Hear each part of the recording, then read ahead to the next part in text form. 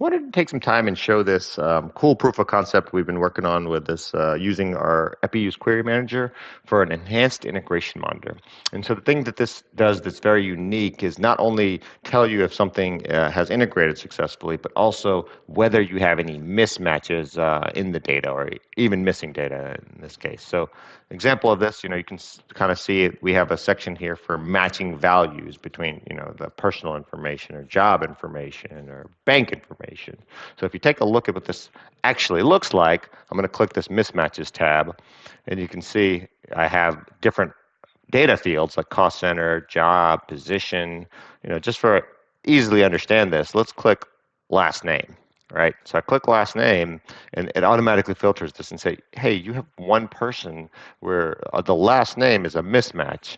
So as I click into this, the table updates, and I can see, okay, first name in SuccessFactors is Sarah, first name in Payroll is Sarah, and so there's no mismatch here. Middle name, no mismatch. But, however, we seem to have a mismatch name from in SuccessFactors, the last name is Thompson. However, in Payroll, the last name is Smith, and this causes a mismatch. So it's actually taking the integration, going a look and comparing the data at a deeper level.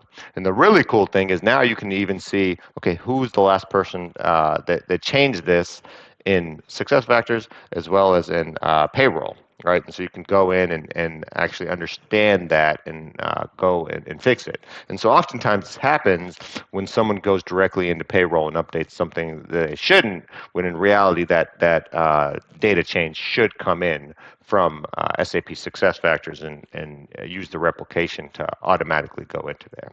And so this gives you a lot of information. So you can see, for this employee at the job information level, personal information level, bank information level, easily click and filter, right? Easily look over here and just say, okay, who are exactly the people with a middle name mismatch or first name mismatch? Filter over here. We even have more employee level details where you can go and look at individuals, see statistics, as well as going into and seeing the messages at a deeper level. So really cool functionality that we've been working on.